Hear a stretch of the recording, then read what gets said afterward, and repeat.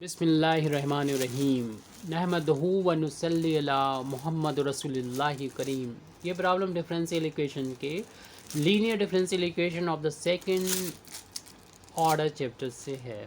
Solve x d two y over d x square minus two x plus one d y over d x plus one y is equal to x square plus x minus one multiplied by e to the power 2x। तो इस समय differential equation को solve करना है, तो सबसे पहले इस डिफरेंशियल इक्वेशन को नोट कर लेते हैं। X d two y over d x square minus two x plus one d y over d x plus x plus one y is equal to x square plus x minus one e to the power 2x। तो सबसे पहले इसको standard form में बदलने के लिए जो भी d two y over d x square है, सेकेंड ऑर्डर है, उसका कोफिशिएंट 1 होना चाहिए। तो एक्स से पूरे इक्वेशन को हम यहाँ पर डिवाइड कर देंगे, तो ये वैल्यू हो जाएगी d two y over d x square minus, जब इस टर्म को डिवाइड करेंगे तो इस ब्रैकेट के अंदर ले जाइए उसको, और जब हम इसके अपान में करेंगे तो एक्स कैंसिल हो जाएगा, यहाँ तो 2 बचेगा, यहाँ पर ये वैल्यू हो जाएगी 1 अपान एक्स। इसी तरीके से कर लेते हैं, क्योंकि हम इसमें जो अननोन वाला होता है मेथड उसका यूज़ करेंगे तो आसानी से हमें समझ में आ जाता है, यानी method of solution using A unknown integral. तो उसमें अननोन इंटीग्रल जो फाइंड करते हैं वो कुछ सिंपल टेस्ट होते हैं, उसका यूज़ करते हैं, और सिंपल टेस्ट आसानी से पता हो जाएगा और इस फॉर्म में आप इसको लिख लेते हैं। प्लस ऐसे ही इसमें जब हम एक्स से डिवाइड करेंगे तो इसको भी अलग अलग करके लिखिएगा, आसानी से चेक हो जाए, इसलिए ये 1 आ जाएगा, और यहाँ पर एक्स से डिवाइड होगा तो 1 अपान एक्स हो जाएगा वाई। इस तरह आप जैसे लिखेंगे तो अलग अलग इसमें भी डिवाइड कर दीजिए। जब इसके अपान में ले जाएंगे तो एक पावर कैंसिल हो जाएगी एक्स की, यहाँ पर एक्स से कैंसिल होकर 1 आ जाएगा, और यहाँ पर जब एक्स से डिवाइड करेंगे तो 1 अपान एक्स आ जाएगा multiply E T power 2x, यानी हर एक टर्म को हमने एक्स से डिवाइड कर दिया। हमारा ये अब स्टैंडर्ड फार्म में आ गया। अब इसकी इक्वेशन भी हम फिर स्टैंडर्ड फार्म में का जो इक्वेशन होता है सेकंड ऑर्डर का, यानी d two with variable coefficient d two y over d x square plus p d y over d x plus q y is equal to r से इसकी compare कर देते हैं। इससे हमें पी क्यू आर की वैल्यू मालूम हो जाती है। तो ज़रूरी नहीं इस इक्वेशन को आप लिखें, आप direct d y o d x का जो कोफिशिएंट है वो से पी के इक्वल लिख देंगे। ये माइंड में हमारे होना चाहिए, जो कि माइनस का है 2 प्लस 1 अपान एक्स। ऐसे ही हम जो वाई का जो कोफिशिएंट है वो क्यू है, और ये यहाँ पर हम देख रहे हैं वो कितना है 1 प्लस 1 अपान एक्स है। ऐसे ही राइट हैंड साइड में जो होगा वो आर होगा, तो आर की जो वैल्यू है वो x plus 1 minus 1 upon x e to the power 2x। अब हम यहाँ पर स्पेशल टेस्ट की बात कर रहे थे वो देखेंगे, और इसको हमें अगर टेस्ट में सामने याद होंगे तो इन वैल्यू को देख के ही हमें पता चल जाएगा। देखते ही पता चल रहा है ये कि 1 प्लस पी प्लस क्यू अगर हम कर देते हैं तो ये वैल्यू 0 आ जाएगा। 0 आ जाती है तो आपको मालूम है कि ई टू द पावर एक्स जो होता है वो कम्प्लीमेंट्री फंक्शन का एक पार्ट होता है। तो हम यहाँ पर दिखा देते हैं, यहाँ पर इस पी की वैल्यू जो कि माइनस है तो माइनस का 2 प्लस 1 अपान एक्स, और क्यू की वैल्यू जो है plus 1 upon x. Bracket open करेंगे तो ये जो कि माइनस है तो इससे कैंसिल हो जाएगा, 1 माइनस का 2 माइनस ये भी हो जाएगी, ब्रैकेट से पहले माइनस का साइन है, और प्लस 1 अपान एक्स, ये प्लस माइनस कैंसिल, ये 1 1 2 हो जाएगा, प्लस का माइनस 2 कैंसिल होकर 0 आ जाएगा। यानी 1 प्लस पी प्लस क्यू की वैल्यू जब 0 हो जाती है तो हमें जानते हैं हम लोग कि जो कम्प्लीमेंट्री फंक्शन का पार्ट होता है, therefore y is equal to e to the power x जो होता है वो कम्प्लीमेंट्री फंक्शन का पार्ट हो जाता है। इस ए वाई इज इक्वल टू ई की power x is a part of the complementary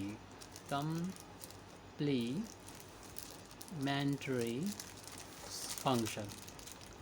तो अब इसका दूसरा पार्ट फाइंड करने के लिए मान लेते हैं वो दूसरा पार्ट v है पूरे कंप्लीट सॉल्यूशन के लिए। तो मान लेते हैं लेट जो हमने इक्वेशन यहाँ पर लिखा है सॉल्व होके जो आया था उस इक्वेशन में वो बन डालते हैं ताकि आगे इसका यूज़ कर सकें, हम ठीक से बुला सकें, कॉल कर सकें।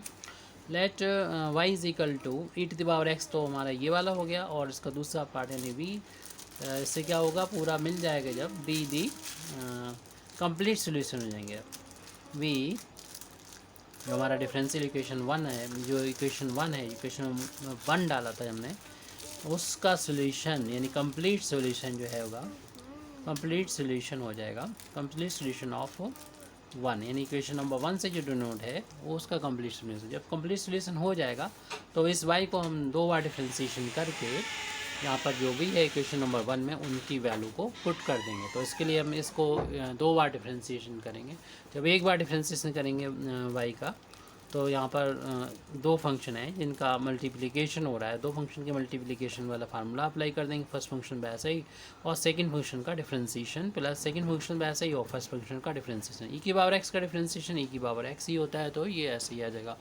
अब क्योंकि इक्वेशन नंबर 1 में सेकंड डेरिवेटिव चाहिए तो एक बार हमें और डिफरेंशिएशन इसका कर लेना चाहिए। तो एक बार और डिफरेंशिएशन करने के लिए करते हैं d two y over d x square is equal to, तो यहाँ पर जो भी आया था कितना आया था, ई की power x d v over d x plus v into e to the power x आया था। इसको दोबारा से एक्स के रिस्पेक्ट में डिफ्रेंशिएशन कर देंगे। तो इसमें इस वाले टर्म का डिफ्रेंशिएशन करना होगा e to the power x d v over d x, और प्लस दूसरे वाले टर्म का डिफ्रेंशिएशन करना होगा v into e to the power x. तो इसमें भी हम फर्स्ट सेकंड मानते हुए इसको डिफ्रेंशिएशन करेंगे। First function as it differentiation of second जो कि d two v over d x square हो जाएगा, प्लस सेकंड फंक्शन को वैसे लिख देंगे यानी d v over d x, और फर्स्ट फंक्शन का डिफ्रेंशिएशन ई की पावर एक्स का ई की पावर एक्स होता है। अब इसका करेंगे, इसमें भी दो है, फर्स्ट और सेकंड मानते हुए डिफ्रेंशिएशन करेंगे। फर्स्ट फंक्शन वैसा ही और सेकंड फंक्शन का डिफ्रेंशिएशन प्लस सेकंड फंक्शन वैसा ही और फर्स्ट फंक्शन का डिफ्रेंशिएशन यानी वी का करेंगे तो d v over d x. किसी का पहले या बाद में किया जा सकता है। तो अब देख रहे हैं कि ये दोनों लाइक टर्म हैं तो इनको ऐड कर लिया जाएगा। तो इसको लिखते हैं ये सेकंड डेरिवेटिव यानी d two v over d x square की वैल्यू आई है, इसको लिखते हैं ई की power x d two v over d x square plus ये 2 टाइम्स हो जाएगा e to the power x into d v over d x, और इस टर्म को यहाँ पर लिख देंगे v into e to the power x. अब ये वैल्यू इन वैल्यूज़ को उठा के इक्वेशन नंबर 1 जो था वहाँ पर जाके इस इन वैल्यूज़ को पुट कर देंगे इक्वेशन नंबर 1 में। तो फ्रॉम इक्वेशन नंबर 1 यानी putting these value in equation number 1 we get जो सेकंड डेरिवेटिव पहले था, सॉरी यहाँ पर वाई होगा d two y over d x square, इसकी वैल्यू यहाँ पर ये पुट कर देंगे। इसको नोट कर लेते हैं, ये हम इक्वेशन नंबर 1 जो है उसमें ये वैल्यू रख रहे हैं, पुट कर रहे हैं इसको e to the power x d two v over d x square, यानी अब इंडिपेंडेंट वेरिएबल जो है वो तो एक्स ही है, लेकिन डिपेंडेंट वेरिएबल चेंज हो गया। पहले वाई था, अब यहाँ पर बी इंडिपेंडेंट वेरिएबल आ जाएगा। E to the power x अभी पहले वैल्यू ही पुट कर रहे हैं यहाँ पर v e to the power x, फिर उसके बाद यहाँ पर था ये ब्रैकेट, उस ब्रैकेट को यहाँ पर अप्लाई करेंगे माइनस 2 प्लस 1 अपान एक्स, और इसकी d v over d y over d x की वैल्यू जो ऊपर लिखी हुई है हमारी उनको नोट कर देंगे e to the power x d v over d x plus v e to the power x, फिर उसके बाद वाला टर्म है ये, और फिर वाई की वैल्यू पुट कर देंगे प्लस 1 प्लस 1 अपान एक्स, और वाई की वैल्यू है v e to the power x, और राइट हैंड साइड में था हमारा x plus 1 minus 1 upon x into e to the power 2x। अब इसको करना है हमें सिंप्लीफाई, तो उसे सिंप्लीफाई कर देंगे। तो सेकंड डेरिवेटिव वाले पहले देख लेते हैं जो कि एक ही टर्म है e to the power x d two v over d x square. अब यहाँ पर फर्स्ट डेरिवेटिव वाले जो टर्म है उनको लिखेंगे। फर्स्ट डेरिवेटिव का देख रहे हैं कि जो कॉफिशिएंट है वो 2 ई टू दी पावर एक्स इस वाले टर्म में मिल रहा है, और यहाँ पर ये मिलेगा तब जब इसका इंटू इस पूरे ब्रैकेट का इंटू यहाँ पर करेंगे तब मिलेगा, जो कि माइनस का है 2 प्लस 1 अपान एक्स और into e to the power x, और फिर हमें और कहीं नहीं मिल रहा है यहाँ पर सेकंड डेरिवेटिव फर्स्ट डेरिवेटिव यानी d v over d x. अब वी का जो कॉफिशिएंट है उसको यहाँ पर लिखना होगा। तो वी का कॉफिशिएंट जो होगा यानी पहले वी का सेकंड ऑर्डर फिर वी का फर्स्ट ऑर्डर, और वी का कॉफिशिएंट यहाँ से मिल रहा है जो कि ई टू दी पावर एक्स है, और इस वाले टर्म में जब इसका इंटू इसमें करेंगे तो वी का कॉफिशिएंट मिल जाएगा। पहले तो माइनस का लिखें 2 प्लस 1 अपान एक्स और ई टू दी पावर एक्स, और फिर यहाँ पर वी का कॉफिशिएंट ये पूरा वी का ही कॉफिशिएंट, वी को छोड़ के बाकी जो भी मल्टीप्लाई इसमें हो रहा वो लिख देंगे। 1 plus 1 upon x into e to the power x, ये वी का कॉफिशिएंट हो गया। राइट हैंड साइड में पूरी वैल्यू लिख देंगे x plus 1 minus 1 upon x e to the power 2x हो जाएगा। तो e to the power x d two v over d x square plus इस ब्रैकेट को यहाँ पर ई की पावर एक्स को हम बाहर ले लेते हैं, कॉमन है दोनों टर्म में, दो टर्म में यहाँ पर, तो बचेगा यहाँ पर 2 और माइनस का 2 प्लस 1 अपान एक्स ई की पावर एक्स को ने इस ब्रैकेट से बाहर ले लिया, इसमें d v over d x हो रहा है प्लस ऐसे ही इन तीनों टर्म में से ई टू द पावर एक्स को बाहर ले लेंगे तो हमारे पास बच रहा है 1 माइनस 2 प्लस 1/x, और ये तो ज़ीरो ही हो जाता है, फिर भी हम इसको फॉर्मेलिटी अदा कर रहे हैं। 1 प्लस 1/x और मल्टीप्लाई हो रहा है v से राइट हैंड साइड में एज इट लिख देंगे x plus 1 minus 1/x multiplied by e to the power 2x। पूरा इक्वेशन देख रहे हैं कि e की पावर x से डिवाइड हो जाएगा, यहाँ पर भी e की पावर x, यहाँ पर भी e की पावर x है। इस वाले टर्म में तीनों टर्म में हमारा e की पावर x नज़र आ रहा है। राइट हैंड साइड में e की पावर x से डिवाइड करेंगे, यहाँ पर e की पावर 2x में e की पावर x से डिवाइड होगी, e की पावर x बचेगा। तो अगली स्टेप में आ जाएगा हमारे पास सॉल्व करने पर d2v/dx स्क्वायर से लिख दिया, e की पावर x से डिवाइड करने पर ये बचेगा। उसमें ब्रैकेट ओपन करेंगे, 2 से 2 कैंसिल, तो माइनस का 1/x बचेगा और इंटू dv/dx होगा, और ये e की बार x से डिवाइड करने पर ख़त्म हो जाएगा और इस तो ज़ीरो आ जाएगा। ओपन कर देते हैं ब्रैकेट, तो ये चीज़ हम लोग सॉल्व कर चुके हैं 1 प्लस p प्लस q की वैल्यू में 2 माइनस 1/x और प्लस 1 माइनस प्लस का 1/x, ये v का कोफिशिएंट राइट हैंड साइड में सिर्फ e की बार x से डिवाइड करेंगे तो e की बार x यहाँ पर बचेगा, बाकी चीज़ें वैसे लिख देंगे x plus 1 minus 1/x e to the power x। ये 1/x से 1/x कैंसिल और ये 1 1 2 हो जाएगी प्लस के -2, तो ये वैल्यू ज़ीरो हो जाएगी, जो हम लोग अगले स्टेप में यहाँ पर लिख लेते हैं। तो सेकंड डेरिवेटिव है d2v/dx स्क्वायर, ये माइनस प्लस माइनस हो जाएगा 1/x dv/dx, इसका कोफिशिएंट हो गया 0 into v right hand side में x plus 1 minus 1/x into e to the power x आ गया। और ये हम यहाँ पर जो dv/dx है, इसे थोड़ा और सिंपल करने के लिए इसे कुछ मान लेते हैं, लेट कर लेते हैं इसको। यहाँ पर हमने लेट कर लिया है कि dv/dx जो है उसको p से डिनोट करेंगे, इसका दोबारा से x के रिस्पेक्ट में डिफ्रेंसिएशन करेंगे, d2v/dx स्क्वायर मिलेगा और p का डिफ्रेंसिएशन dp/dx हो जाएगा। ये वैल्यू हम लास्ट के जो इक्वेशन अभी आया उसमें रखेंगे, तो ये हो जाएगा, इसकी जगह पर हम देख रहे हैं कि ये आ जाएगा dp/dx हो जाएगा। हम यहाँ पर सेकंड ऑर्डर के जो डिफरेंशियल इक्वेशन है उसको फर्स्ट ऑर्डर में बदलने के लिए ऐसा कर रहे हैं ताकि हम लीनियर डिफरेंशियल इक्वेशन होकर या आसानी से सॉल्व हो जाए। तो यहाँ पर हमने जो dv/dx था उसके यहाँ p रख दिया, इसके यहाँ पर dp/dx रख दिया है, और ये तो ज़ीरो हो चुका है। राइट हैंड साइड में जो भी है उसको एज इट नोट कर लेंगे विदाउट एनी चेंज, तो ये वैल्यू हो जाएगी x प्लस 1 माइनस 1/x, इसमें मल्टीप्लाई हो रहा है e की पावर x का। ये जो है वो लीनियर डिफरेंशियल इक्वेशन आ चुका है, यानी इस फार्म में आ चुका है dy/y की फार्म में लिख रहे हैं, हालांकि यह हमारा डिपेंडेंट वेरिएबल यहाँ पर y ना होके p है अपनी प्रॉब्लम का। तो p y is equal to q इस फार्म में होता है, और इस फार्म में जब होता है तो सोल्यूशन आपको मालूम है कैसे किया जाता है। इसका पहले तो इंटीग्रेटिंग फैक्टर फाइंड करते हैं, जिसका फार्मूला ये होता है इंटीग्रेटिंग फैक्टर का e to the power p into d x होता है। फिर इसका सोल्यूशन होता है general solution I y by जो डिपेंडेंट वेरिएबल होता है, और integrating factor is equal to q into integrating factor, और उसमें इंटीग्रेट कर देते हैं, कांस्टेंट ऑफ इंटीग्रेशन ऐड कर देते हैं, ये सोल्यूशन होता है। तो यहाँ पर हम देख रहे हैं p की जगह पर हमारा 1/x है, कैपिटल P की जगह पर हमारा 1/x है। तो इंटीग्रेटिंग फैक्टर जो होता है वो फार्मूला मैंने लिखा हुआ सामने p dx होता है। तो p की जगह पर हमारा -1/x है, इसको x के रिस्पेक्ट में इंटीग्रेट करना होगा और माइनस बाहर ले लेंगे। 1/x का इंटीग्रेशन हम लोग जानते हैं क्या होता है, log x होता है, और इसमें -1 का इंटू मान रहे हैं, 1 का इंटू मान लें तो -1 को हम पावर में लिख सकते हैं, तो ये हो जाएगी log x की पावर -1 हो जाएगी। e से log हट जाता है, ओनली x की पावर -1 हो जाएगी, यानी ओनली 1 पावर को प्लस करना है, तो हम इसको 1/x करके लिख सकते हैं। तो ये हमने पावर में पहुंचा दिया था, मल्टीपल मैंने लॉग की प्रॉपर्टी का यूज़ किया, तो मल्टीपल में अगर होता तो ये पावर में पहुंच जाता है, और ई से लॉग हट जाएगा, ओनली x की पावर -1 बचेगा। प्लस करने के लिए 1/x कर लिया, ये इंटीग्रेटिंग फैक्टर की वैल्यू आ गई। अब हम इसे इस फार्मूले का यूज़ करते हुए सॉल्व करेंगे अपने इस इक्वेशन को। यहाँ पर डिपेंडेंट वेरिएबल p है, तो p इंटू फार्मूला क्या होता है, p इंटू सोल्यूशन लिख रहे हैं, p into integrating factor is equal to q, into q का मतलब यही था, चलिए हमने लिख दिया है, लेकिन डायरेक्ट भी कर सकते हैं, plus constant of integration add कर लेंगे। यहाँ पर चेंजेस आएंगे बाद में, इसलिए हम यहाँ पर कांस्टेंट c1 जोड़ रहे हैं, लास्ट में से c कर दिया जाएगा। तो p इंटू इंटीग्रेटिंग फैक्टर की वैल्यू तो हमारी 1/x है, और q का मतलब ये था जो भी राइट हैंड साइड में है इक्वेशन के, ये है x प्लस 1 माइनस 1/x है, इंटीग्रेटिंग फैक्टर 1/x आया है, और इसको x के रिस्पेक्ट में इंटीग्रेशन करना है c1, ये पी की वैल्यू अब वापस कर दें, क्योंकि पी का जो काम था वो ख़त्म हो गया। उसका काम था कि हमें थोड़ा सेकेंड ऑर्डर का डिफरेंशियल इक्वेशन को फर्स्ट ऑर्डर में कन्वर्ट करना, और आसानी से जो लीनियर डिफरेंशियल इक्वेशन बन गया जिसे हम सॉल्व कर सकते हैं।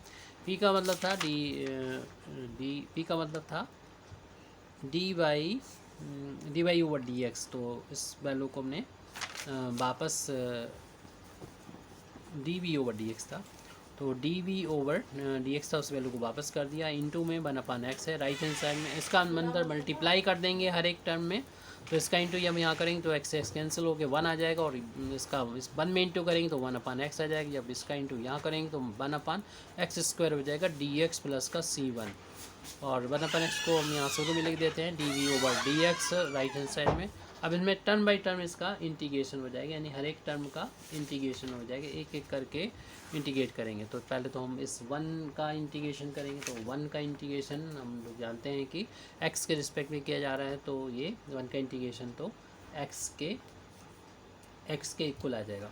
और इसी तरीके से जब हम इंटीग्रेट करेंगे 1/x का, तो 1/x का इंटीग्रेशन हम लोग जानते हैं कि यहाँ पर 1/x का इंटीग्रेशन जब करेंगे तो इसका इंटीग्रेशन होता है log x।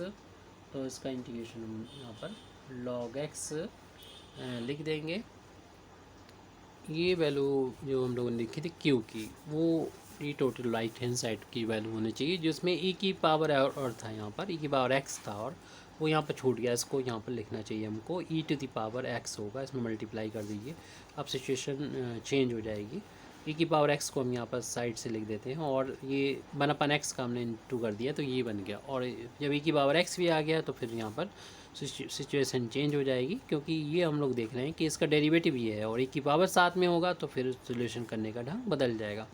तो पहले तो हम इस e की पावर x का यहाँ पर मल्टीप्लाई कर देंगे 1 में, और इसको ब्रैकेट में कर लेंगे, यानी e की पावर x हो जाएगा 1 में इंटू करेंगे, और e की पावर x का, क्योंकि इसको तो जो है हम लोग जानते हैं कि अलग मेथड से सॉल्व करते हैं, जब इसका डेरिवेटिव ये होता है और e की पावर x से मल्टीप्लाई होता है, तो फार्मूले का यूज़ करके आसानी से कर सकते हैं। तो ये 1/x dv, अब यहाँ से v की वैल्यू में फाइंड करना है और अपना सोल्यूशन आ जाएगा। तो इस टर्म का इंटीग्रेट कर दीजिए, e की पावर x का अलग कर दीजिए, और इंटीग्रेट करना होगा e की power x 1/x minus 1/x² का इंटीग्रेट अलग करेंगे, प्लस कॉन्स्टेंट ऑफ इंटीग्रेशन है। e की पावर x का इंटीग्रेशन तो e की पावर x होता है, और यहाँ पर हम फार्मूले का यूज़ करेंगे। फार्मूला क्या है कि इंटीग्रेशन करना हो e⁻x, कोई फंक्शन हो और उसका यहाँ पर डेरिवेटिव हो, प्लस हो रहा हो उसमें, तो इसका इंटीग्रेशन जो होता है वो e की पावर x इंटू f(x) आ जाता है। तो चूँकि यहाँ पर प्लस हो रहा है, इसका डेरिवेटिव 1/x का माइनस का 1/x² है, तो हम फार्मूले का जब यूज़ करेंगे तो e की पावर x आएगा, और f(x) का मतलब ये 1/x आ गया। ये थोड़ा सा डायरेक्ट किया, C1 आ गया। तो अभी ये वैल्यू चल रही है 1/x dv ओवर dx के बराबर, और x को हम उधर पहुँचा देंगे ताकि वेरिएबल सेपरेट हो जाए, और फिर हम v की वैल्यू फाइंड करनी है। x को हम राइट हैंड साइड में ले जाएंगे, तो dv ओवर dx की वैल्यू आ गई है। x का मल्टीप्लाई हो जाएगा इस पूरे में, यानी e⁻x plus e⁻x into 1/x, और प्लस का जो C1 है इस पूरे इसमें, और इसका x का मल्टीप्लाई करेंगे तो x e⁻x आ जाएगा। इधर x कैंसिल होकर ओनली e की पावर x आ जाएगा, प्लस C1 इंटू e⁻x आ गया। वेरिएबल को सेपरेट कर लें और इंटीग्रेट करके v की वैल्यू फाइंड कर लेंगे, तो dv हो जाएगा, dx उधर ले जाएंगे, तो x e⁻x plus e⁻x plus C1 e⁻x और dx। अब इंटीग्रेट करेंगे दोनों तरफ, ऑन इंटीग्रेटिंग यहाँ 1 का इंटू मान सकते हैं, इसका v के रिस्पेक्ट में इंटीग्रेशन होगा, और x e⁻x plus e⁻x plus C1 e⁻x का इंटीग्रेशन करेंगे x के रिस्पेक्ट में। तो 1 का इंटीग्रेशन तो यहाँ पर हो गया है, x के v के रिस्पेक्ट में v हो जाएगा, और इस टर्म का इंटीग्रेशन करेंगे, यानी x e⁻x का x के रिस्पेक्ट में प्लस e⁻x का, और यहाँ पर C1 तो बाहर हो जाएगा, और e की पावर x का ही इन दोनों को मिला के भी कर सकते थे। तो अब जब इसका इंटीग्रेशन करेंगे तो कांस्टेंट ऑफ इंटीग्रेशन एक C2 में और ऐड करना होगा, तो v इजिकल टू इसमें फर्स्ट और सेकंड मान के कर देंगे, आइलेट का यूज़ करते हुए, अलजेब्रिक को फर्स्ट और एक्सपोनेंशियल को सेकंड। दो फंक्शन के मल्टीप्लिकेशन का इंटीग्रेशन क्या होता है, फर्स्ट फंक्शन वैसा ही और सेकंड फंक्शन का इंटीग्रेशन, और फिर माइनस फर्स्ट फंक्शन का कर देते हैं डिफ्रेंसिएशन, डायरेक्ट भी कर सकते हैं आप, और सेकंड फंक्शन का इंटीग्रेशन और दोनों का मल्टीप्लिकेशन होगा, सूर्य का इंटीग्रेशन करेंगे। प्लस ई की पावर एक्स का इंटीग्रेशन ई की पावर एक्स होता है, प्लस का C1 इंटू अगेन ई की पावर एक्स का इंटीग्रेशन जो होगा वो ई की पावर एक्स हो जाएगा, प्लस का C2 लिखेंगे। सेकंड ऑर्डर का हमारा डिफरेंशियल इक्वेशन था, तो दो इंटीग्रेशन कांस्टेंट C1 और C2 आएंगे ही, तो वो चेंज ही नहीं होगी, जो जैसा कि हम पहले बोल रहे थे। तो यहाँ पर x इंटू ई की पावर एक्स का इंटीग्रेशन ई की पावर x हो जाएगा, माइनस डिफ्रेंसिएशन x के रिस्पेक्ट में करेंगे तो x आ जाएगा, और ई की पावर x का इंटीग्रेशन ई की पावर x हो जाएगा और dx, और प्लस का e to the power x plus का C1 e to the power x plus का C2 यहाँ पर हो जाएगा। फिर यहाँ पर इसका इंटीग्रेशन हमें करना होगा, v is equal to x e to the power x minus ये सिर्फ ई की बार एक्स बचा हुआ है, वन का इसमें ई की बार एक्स इंटू करने पर ई की पावर एक्स का इंटीग्रेशन वी की बार एक्स होता है, प्लस ई की power x plus C1 e to the power x plus का C2 हो जाएगी। ये ई की पावर एक्स से ई की पावर एक्स कैंसिल हो जाएगा, तो v की वैल्यू हमको मिल गई है x e to the power x plus का C1।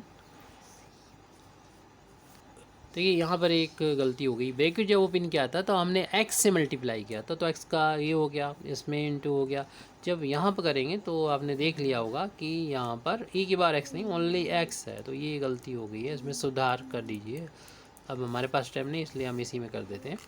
तो ये इसको लिख दिया है, इसको लिख दिया, ये जो है वो ओनली x है, x है, e की पावर x नहीं है, तो इसमें सुधार करना होगा हमें। अगले स्टेप में भी ये यहाँ पर करेक्शन कर लीजिए, ये ओनली हमारा x है, तो ये x कर लीजिए। अब यहाँ पर इंटीग्रेशन करेंगे तो C1 बाहर और ये ओनली x है, और x का इंटीग्रेशन तो हम लोग जानते हैं 1 पावर है, तो जब इंटीग्रेट करेंगे तो 2 पावर हो जाएगी, यानी x की पावर हो जाएगी 2, लेकिन जितनी पावर में होगी उतनी ही यहाँ पर अपान में भी आ जाएगा 2। तो ये C1 वाला जो भी है वो सही कर लीजिए, एक्स स्क्वायर अपान में हो जाएगा 2 C1, और ये एक्स स्क्वायर अपान में 2 आ जाएगा। चलिए ये आराम से सॉल्व हो चुका है, तो ये वैल्यू मिली है, v की वैल्यू हमको यहाँ पर मिल गई है। इसे ऐसे भी लिख सकते हैं 1/2 करके लिख दीजिए, और फिर C1 एक्स स्क्वायर प्लस का C2, v की वैल्यू आ गई है, इसलिए हम सोल्यूशन कंप्लीट सोल्यूशन लिख सकते हैं, जो हमारा डिफरेंशियल इक्वेशन 1 था उसका। Hence the complete solution of given differential equation is, क्या था सोल्यूशन, हम लोगों ने माना था e to the power x into v था, तो यहाँ पर आप v की जो वैल्यू आई है वो पुट कर दें, कितनी है x e to the power x plus 1/2 C1 e to x square plus का C2। आप ब्रैकेट को ओपन भी कर सकते हैं, और इससे हम x का जब मल्टीप्लाई करेंगे ई की बार 2x हो जाएगा, यहाँ पर ये ई की बार x आ जाएगा, उधर भी ई की बार x हो जाएगा। इसलिए लास्ट स्टेप है ये अपना आंसर हो गया, उतना भी छोड़ सकते हैं, यहाँ हम ब्रैकेट ओपन करेंगे तो मिलेगा y is equal to x e to the power 2x plus का 1/2 C1, और ई की एक्स स्क्वायर था, और यहाँ पर ई की बार x का इंटू C2 में भी हम ई की पावर x से मल्टीप्लाई कर देंगे। इस तरीके से अपनी ये प्रॉब्लम कंप्लीट हो जाती है। Thank you very much indeed for listening me, व आखिर दावाना अल्हम्दुलिल्लाहि रब्बिल आलमीन।